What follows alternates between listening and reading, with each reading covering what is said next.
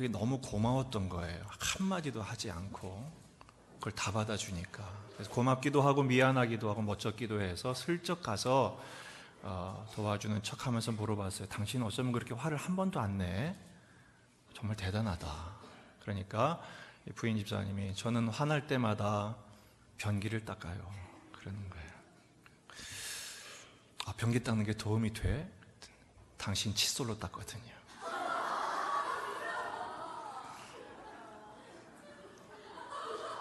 여집사님은 왜 이렇게 좋아해요? 아싸, 알았다. 절대 그러지 마시기 바랍니다. 오늘 22장은 없어도 되는 장이라고 신학자들이 말을 해요. 굳이 이것을 넣을 필요가 있었을까? 그런데 이 22장은 우리에게 굉장히 중요한 교훈을 줍니다. 왜냐하면 우리가 살아가는 세상이 분쟁과 갈등으로 가득한 세상이기 때문에 그렇습니다. 지금 당장 남과 북의 관계도 그렇고요.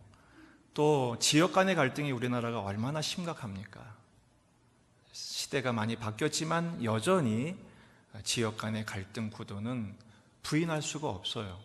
또 진보와 또 보수, 또 기성세대와 신진세대의 이 아름다운 하모니가 일어나야 살만한 세상이 되는데 서로 자꾸 적대하고 배척하고 반목하는 게 오늘의 현실인 것 같아요.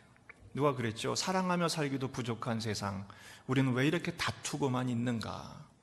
세월을 허비하고 낭비하고 있는 것이죠. 어떻게 이런 세상을 우리가 극복하며 살만한 세상, 하나님 나라로 만들어갈 수 있을까를 오늘 본문은 우리에게 가르쳐주고 있기 때문에 오늘 본문 말씀은 그만큼 중요한 것입니다. 지금 이스라엘은 모든 것이 다 끝나는, 그리고 아주 행복한 세상만 남아있는 순서입니다.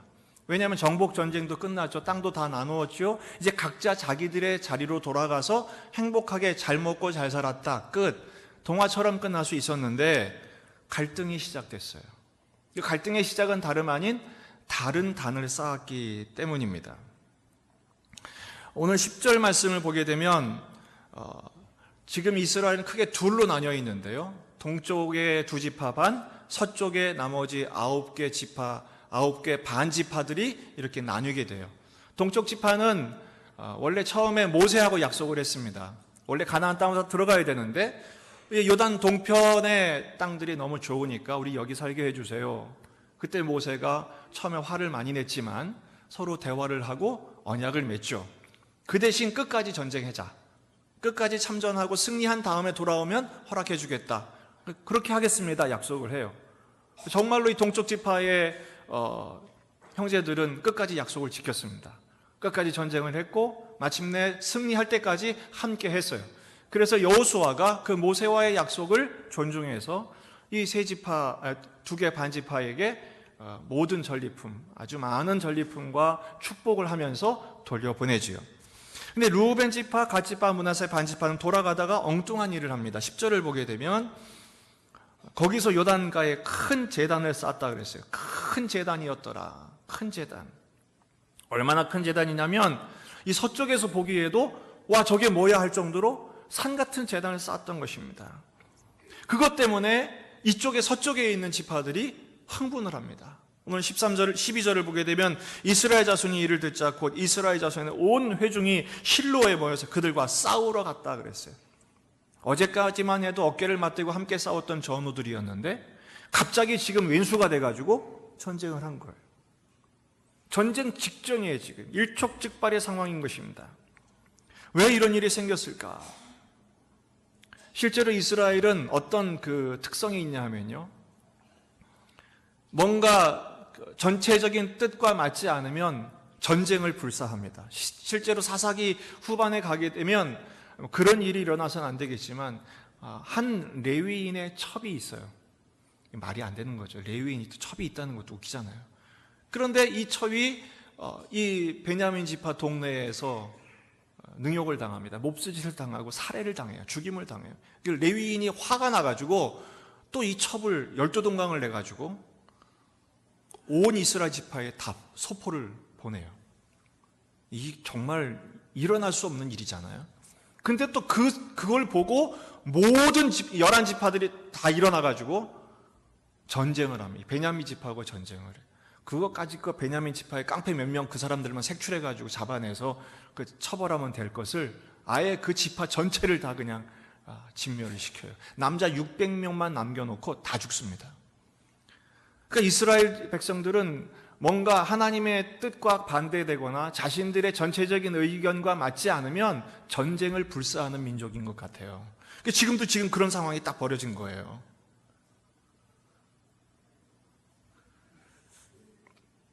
어떤 심리학자의 그 발표에 의하면 우리 한국 사회는 집단적인 트라우마, 삼중적인 트라우마의 폭발 시대를 살고 있다, 이렇게 얘기를 합니다. 개인적인 트라우마, 여러분 지금 어제도 여러분은 아무 생각 없이 일상의 삶을 사셨을지 모르겠습니다만 36명이 자살을 했습니다. 매일 하루에 30명에서 40명의 자살하는 사람들이 나옵니다. 왜 그러죠? 개인적인 트라우마를 극복하지 못해서 그래요. 우울증, 공황장애란 말이 얼마 전까지만 해도 그렇게 일반화되지 않아요. 요즘은 많은 연예인들, 또 많은 일반인들도 그런 증세에 시달리고 있어요. 개인적인 트라우마죠. 뿐만 아니라 사회적인 트라우마로 인해서 각계각층에서 지금 분열과 갈등이 계속 일어나고 있습니다. 문화적인 트라우마도 마찬가지예요. 온갖 문화 매체도 영화를 만들어 어떤 쪽은 너무 진보적인 영화를 만들고, 어떤 쪽은 너무 앞서가는 영화를 만들고, 어떤 쪽은 너무 고집하는 영화를 만들고, 모든 것들이 감정적으로 정서적으로도 극단을 향해 치닫고 있는 게 오늘의 현실입니다. 그러다 보니까 어떻게 돼요? 집단적으로, 극단적으로 다들 화가 나 있어요. 조금만 이해하면 되는데 그 오해가 증폭돼서 나중에 분노로 촉발되죠. 다들 화가 나 있어요. 그렇지 않습니까? 저는 운전할 때 가끔 이렇게 상대방 운전자들을 가끔 이렇게 봅니다. 제가 다들 화가 나 있어요. 자칫 건드렸다가는 큰일 날 것 같아요. 무서운 세상이에요. 다들 화가 나 있기 때문에 그렇죠. 관계들이 그렇습니다. 가정들마다 지금 막 살얼음판을 걷고 있는 것 같지 않습니까? 우리나라는 어떻습니까 지금? 어쩌면 이렇게 기찻길을 가는 것 같아요. 타협이 없어요. 여러분 원래 그 선진 사회, 선진국의 정치들을 보면요, 정치가 뭐 하는 겁니까? 사실은 대화와 타협이거든요. 아무리 노선이 다르고 정책이 다르다 할지라도 여와 야가, 그리고 진보와 보수가 함께 대화를 해서 그 대화를 통한 타협점을 찾아야죠. 어떻게 자기 것만 고집합니까? 그렇죠? 그래야 국가와 민족을 위한 결정을 내리는 게 정치인들이 하는 거 아니에요? 근데 우리는 어떻습니까? 무조건 틀리대. 무조건 해야 되겠대. 그러니까 정권이 바뀌어도 양상은 똑같아요. 남은 거 뭐만 있어요? 내로남불밖에 없어요. 내가 하면 로맨스고 남이 하면 다 불륜인 거예요. 그러니 어디에 발전이 있겠으며 소망이 있겠으며 아이들에게 뭘 가르치겠습니까? 지금 우리가 사는 현실이 이렇다는 거예요. 사실은 세계적으로 거의 비슷한 형상에 지금 시달리고 있습니다. 뿐만 아니라 제가 이 말씀을 준비하면서 생각해 보니까 교회도 예외는 아니더라고요.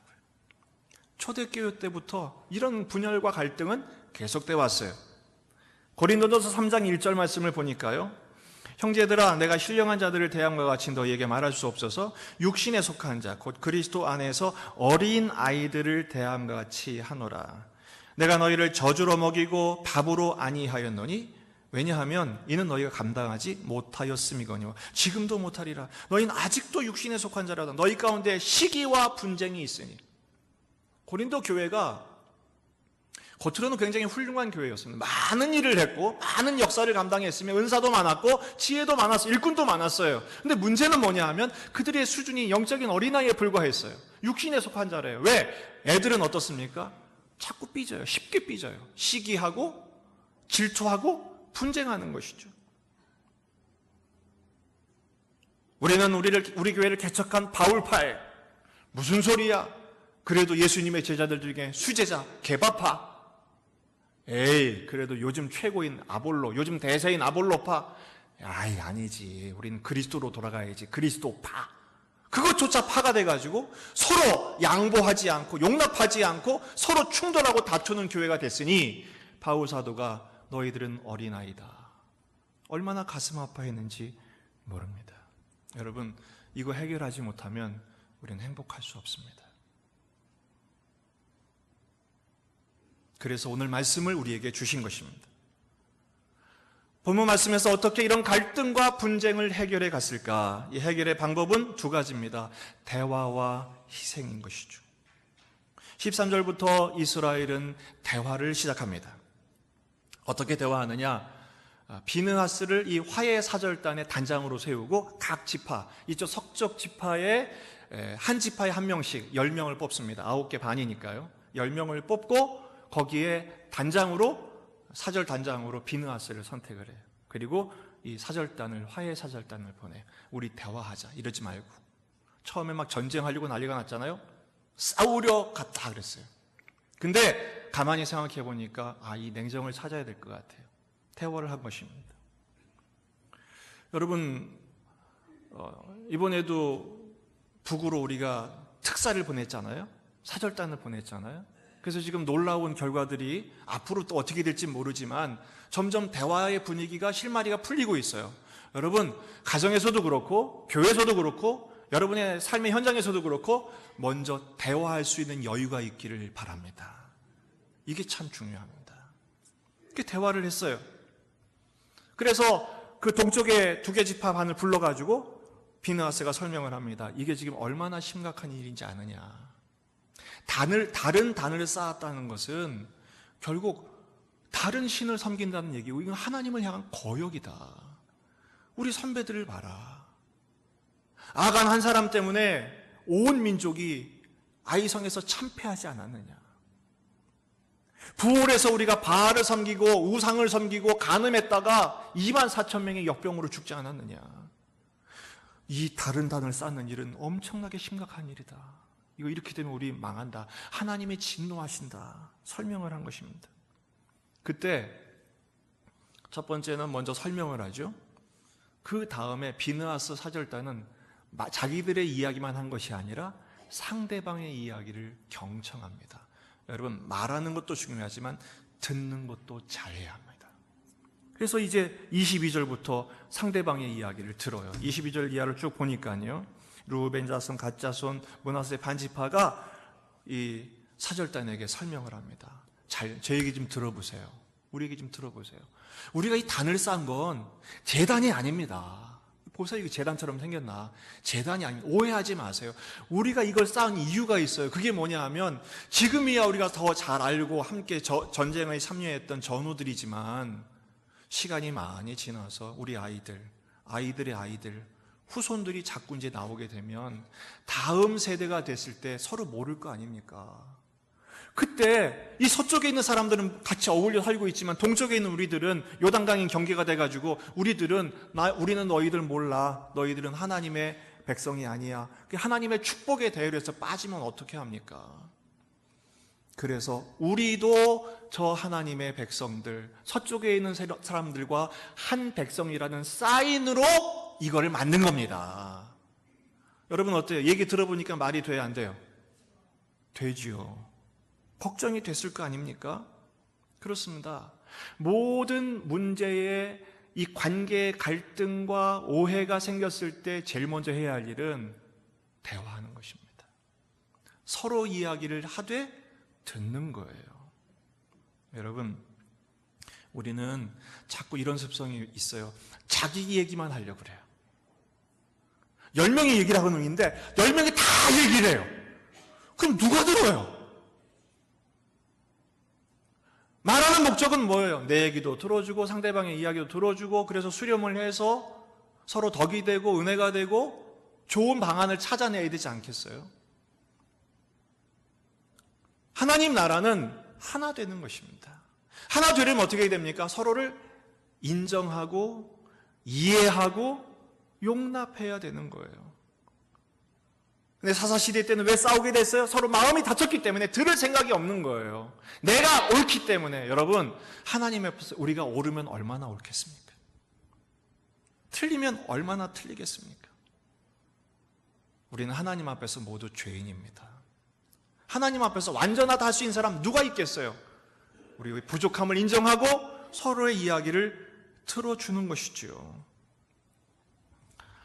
여러분 얘기를 들어보니까 어떻게 돼요? 서로 이야기 대화를 하다 보니까 대화를 통해서 확인된 게 두 가지가 있어요. 그게 뭐냐? 둘 다 맞았다는 거예요. 둘 다 진심이었다는 거예요. 서쪽에서도 다른 하나님 섬기면 안 되니까 화를 냈던 것이고, 이 동쪽에서도 자식들을 생각하니까 이 자식들도 하나님을 더 잘 섬기게 하려고 하니까 만든 단이었으니까 대화를 통해 확인된 게 뭐냐? 둘 다 진심이었다는 사실입니다. 하지만 대화를 통해 또 확인된 게 있어요. 둘 다 문제가 있었어요. 어떤 문제입니까? 이 동쪽 사람들은 자기들만 생각한 거예요. 사려 깊지 못했어요. 만약에 정말 단을 쌓기를 원했다면 여호수아에게 통지를 하든 질문서를 보내든 우리가 지금 이런 의도로 이런 거 하려고 하는데 괜찮겠습니까? 물어보고 그런 거라면 하십시다. 서로 얘기가 됐다면 문제가 됐겠어요? 근데 무조건 그냥 확 만들어 버렸으니까 문제가 된 것이고, 이 서쪽 사람들은 어떤 거예요? 너무 성급했던 것이죠. 상대방의 의중도 물어보지 않고 무조건 강압적으로 가서 이거 안 돼! 이렇게 되니까 서로 충돌하게 된 것입니다. 여러분, 오해를 극복하는 방법은 뭐냐? 상대방의 입장에 서보는 것입니다. 상대방의 입장에 서게 되면 이해할 수 있게 됩니다. 제가 한참 막 마음이 뜨거웠던 그 담임 목회를 할 때 30대에 제가 담임 목회를 시작했거든요. 막 마음이 뜨거웠는데 예배 시간에 막 뜨거운 만큼 부하가 이렇게 치밀어 오를 때가 있었어요. 예배를 드리는데 막 화가 나는 거예요. 왜 화가 나느냐? 우리 어머니들이 자꾸만 오물오물거려요. 껌도 씹고 사탕도 이렇게 드시고, 막 화가 나. 예배 시간이 뭐 하는 짓이야? 막 화가 났어요. 근데 제가 조금 나이가 좀 지나고 그러다 보니까 멀쩡해도 목이 칼칼해지고 간질간질해지고 막 킥킥 그러기도 하고 막 그러는 거예요. 나도 모르는 사이에 나도 슬쩍 사탕을 물고 있더라고요.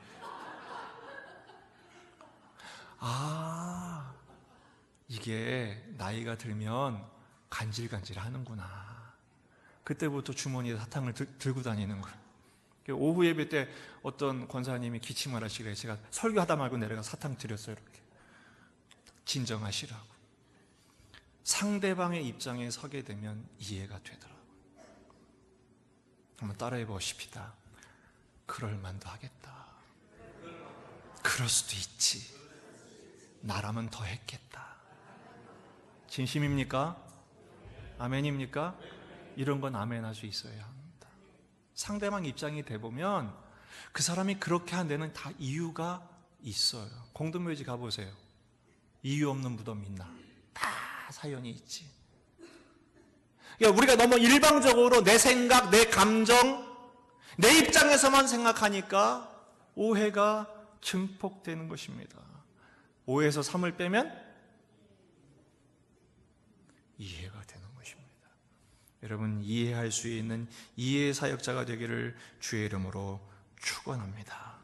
그런데 여러분, 오늘 본문에서는 단지 대화의 중요성만 강조하고 있지 않아요. 대화보다 더 중요한 게 있다고 얘기해요. 그게 뭐냐? 바로 희생입니다. 19절 말씀을 보면 이 비느하스가 이런 얘기를 합니다. 19절 중반에 보면 처음부터 보면, 그런데 너희 소유지가 만일 깨끗하지 아니하거든 여호와의 성막에 있는 여호와의 소유지로 건너와 우리 중에서 소유지를 나누어 가질 것이니라. 뭐라고 말합니까? 너희들이 정말 그렇게 걱정이 되냐? 그러면 여기로 와. 우리 땅 나누자. 여러분, 지금 이스라엘 백성들이 가나안 땅을 다 분배받았지만 충분하지는 않았어요. 왜? 그 중에도 3분의 1은 다 레위들한테 넘겼기 때문에, 나누어졌기 때문에 이미 비좁은 상태가 됐어요. 그럼에도 불구하고 정말 너희들이 어려움을 겪고 있느냐, 걱정이 되느냐? 그럼 나누자. 여러분, 진정한 충고는 말로 하는 게 아닙니다. 사람들이 왜 말로 충고하느냐? 말로 충고하는 이유가 뭐냐면 불편해서 그렇습니다. 내가 책임지기 싫은 거예요. 그럼 말로만 하는 것이 아니라 지금 여호수아, 비느하스는 어떻게 해요? 나누자. 내 것을 나누자. 내 것을 희생하는 한이 있더라도 우리가 하나 되어야 한다라고 지금 강조하고 있는 것입니다. 손해볼 각오를 하지 않으면 하나 될 수 없습니다. 칫솔을 치우셔야 됩니다. 정말 중요한 것은 희생이고 헌신인 것입니다. 근데 사실은 이런 희생과 헌신의 모델이 되신 분이 계십니다. 이 인류 분쟁으로 가득한 세상을 정말로 하나 되게 하기 위해서 오신 분이 계십니다. 누굽니까? 우리의 화목의 제물 되신 예수 그리스도이십니다. 에베소서 2장 14절 말씀입니다. 같이 한번 읽어보시면 좋겠습니다. 자막에도 나오겠지만 글자가 좀 작아서 한번 찾아보시면 좋겠어요. 여러분 이렇게 표시해놓고 한번 깊이 묵상을 하면 좋을 것 같습니다. 에베소서 4장 2장입니다. 2장 14절.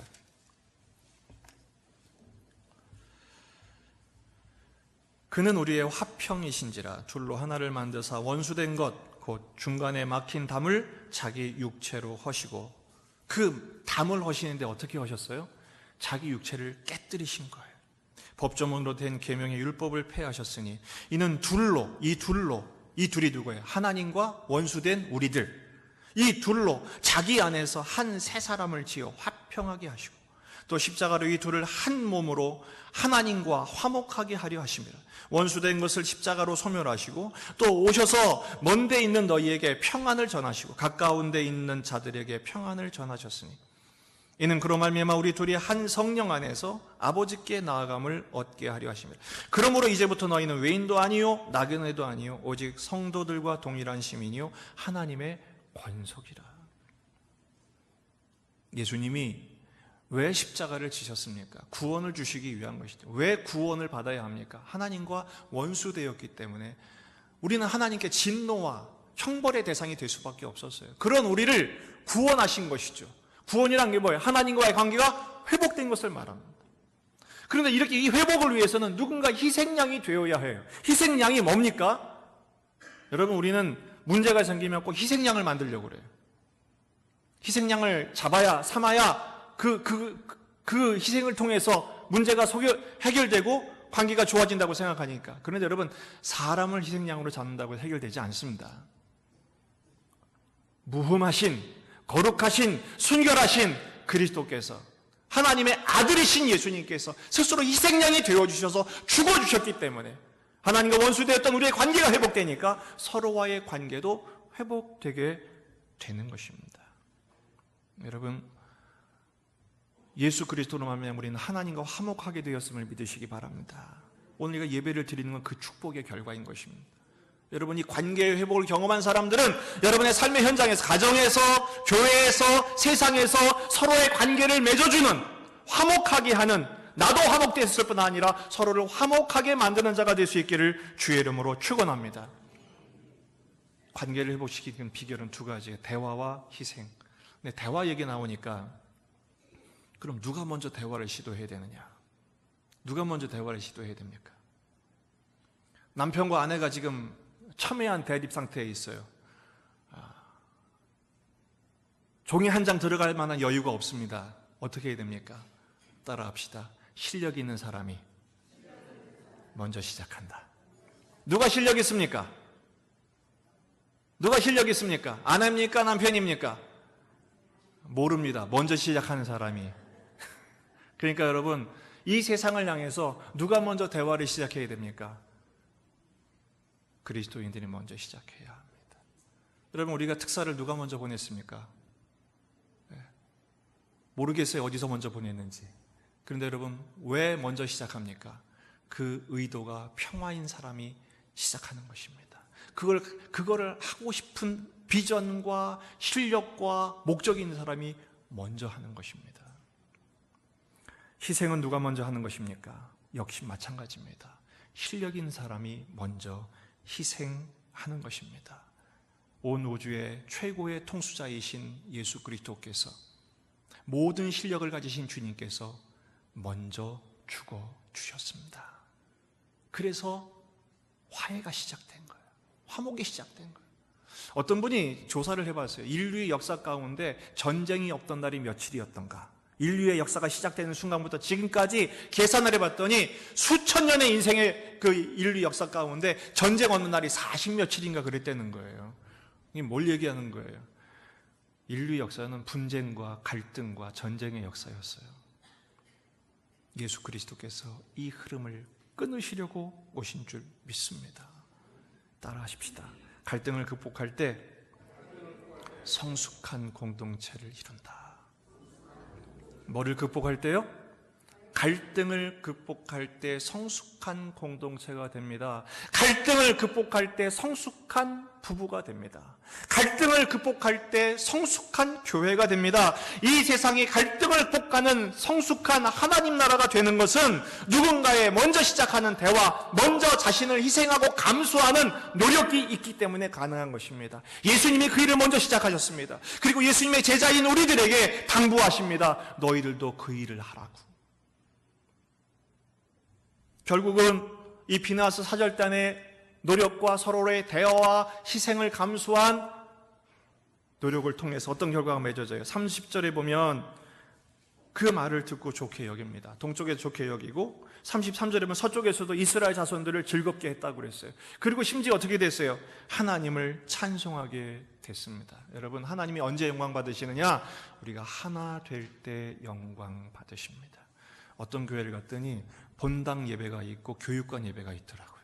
3층 예배파가 있고 1층 예배파가 있더라고요. 각각의 어떤 사람은 실내 예배파가 있고 어떤 사람들은 저 마당 예배파가 있더라고요. 그런 가운데 하나님 영광 받으시겠습니까? 마음을 나누어서는 안 됩니다. 하나 되어야 합니다. 그리고 주님 우리에게 당부하십니다. 고린도후서 5장 18절 말씀입니다. 같이 한번 읽어보시면 좋겠습니다. 고린도후서 5장 18절 19절 시작.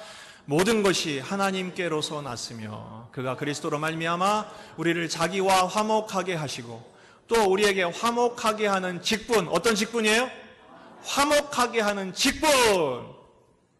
북에 특사를 보냈습니다. 미국에 특사를 보냈습니다. 하나님 나라에서 하나님께서 우리를 이 세상의 특사로 보내셨습니다. 어떤 특사입니까? 화목하게 하는 직분을 주셨습니다. 여러분 가정에서, 여러분 회사에서, 여러분 일터에서, 우리 교회에서 화목하게 하는 직분을 주신 거예요. 그 직분을 감당하기로 화목하게 하는 말씀을 주신 거예요. 세상엔 두 종류의 사람이 있대요. 피스메이커인지 트러블메이커인지. 여러분, 우리는 화평을 오게 하는 화평의 메신저입니까? 가는 곳마다 문제를 일으키고 사람을 화나게 하고 다툼을 일으키는 사람입니까? 예수님은 피스메이커로서 평화의 종으로 당신을 십자가에 달아 우리에게 하나님과 화목된 구원의 은총, 분쟁의 역사를 끝맺고 서로를 사랑하는 존재로 서로 사랑하라, 새로운 시대를 펼치는 메시지를 우리에게 주셨습니다. 그 은혜를 우리도 누릴 뿐 아니라 여러분의 삶의 현장에서 서로를 화목케 하고 평안케 하고 사랑케 하는 십자가의 제자들 되시기를 주의 이름으로 축원합니다. 기도하시겠습니다.